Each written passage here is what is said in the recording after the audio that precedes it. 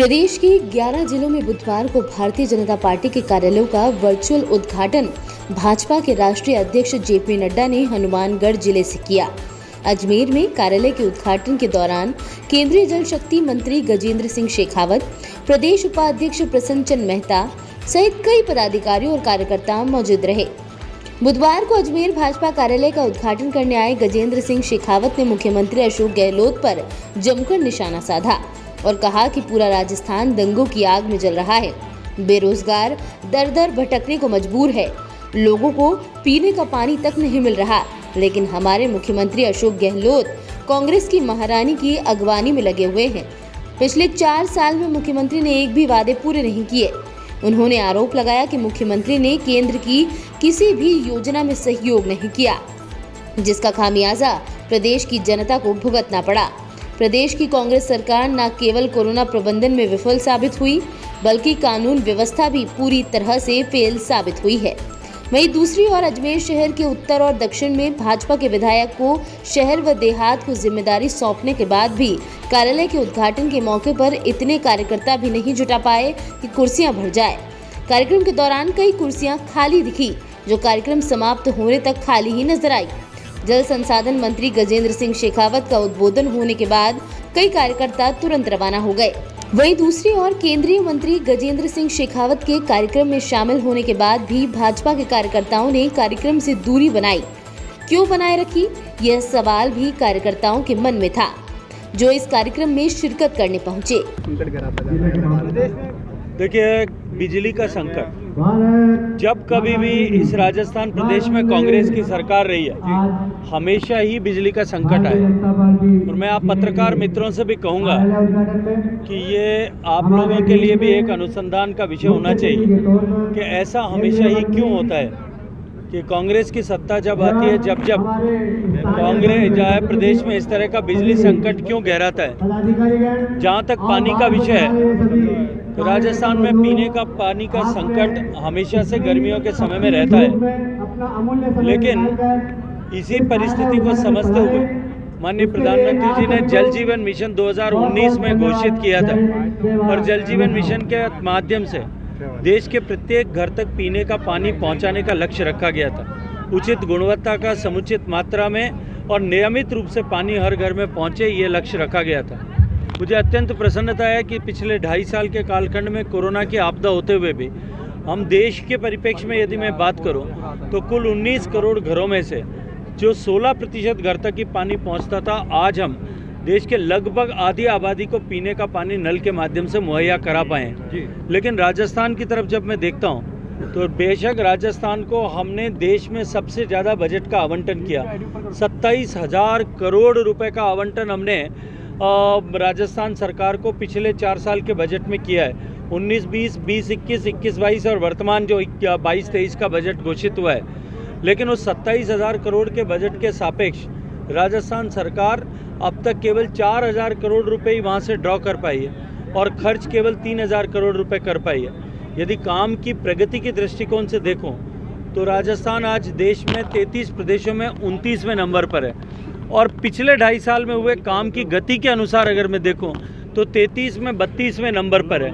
और उसमें भी जिस तरह से गाहे बगाहे भ्रष्टाचार के समाचार आते हैं, आप ही सब मित्रों ने दूधू के प्रकरण को जिस तरह से जनता के सामने लाया था, आदरणीय भागीरथ चौधरी जो सांसद हैं, उन्होंने इसे जो है पूरी प्रमुखता के साथ में उठाया था कि पुराने काम को नया बता करने की चेष्टा जिस तरह से की थी, तो राजस्थान में इस कार्यक्रम में भ्रष्टाचार करने के साथ साथ में गति भी इतनी कम है कि आज पूरे देश राजस्थान की तरफ उपहास की दृष्टि से देखता है। हमने बार बार बैठकें की है। पिछले महीने की 8 तारीख को हमने राजस्थान के साथ समीक्षा की। उसके बाद पिछले महीने के अंतिम सप्ताह में भी हमने राजस्थान के साथ में समीक्षा की है। हालांकि राजस्थान में पिछले दिनों में कुछ काम में भारतीय जनता पार्टी का अजमेर जिले का स्थायी कार्यालय का आज राष्ट्रीय अध्यक्ष द्वारा लोकार्पण हुआ है। उसके लिए मैं सभी कार्यकर्ताओं को अपनी ओर से बधाई देता हूँ, शुभकामनाएं देता हूँ। ये हमारे लिए ऐतिहासिक क्षण है, जो वर्षों की तपस्या के बाद आज एक स्थायी कार्यालय उपलब्ध हुआ है, जहाँ पे कार्यकर्ता निसंकोच आ सकेंगे, जा सकेंगे, मीडिया की बात भी हो सकेगी, बड़ी बैठकें भी हो सकेंगी और साथ में बाहर से आने वाला कार्यकर्ता यहाँ पे रुक भी सकेगा। इस प्रकार से कार्यकर्ताओं का एक जीवंत संपर्क का एक केंद्र आज बना है, जो हमारे लिए मंदिर से कम नहीं है। ऐसे ऐतिहासिक क्षणों को निश्चित रूप से हम सब लोग स्मरण करेंगे। और एक और हमारी पार्टी है जिसका संगठनात्मक ढांचा है, जिसने इस प्रकार का अभूतपूर्व कार्य किया है। दूसरी ओर कांग्रेस है जिसके न जिलाध्यक्ष का पता है, न ब्लॉक अध्यक्षों का पता है, 1.5 साल 2-2 साल हो गए, और न उसके किसी कार्यालय का पता है, किसी के घरों से चलती है। ऐसे संगठन हमारा क्या मुकाबला करेगा।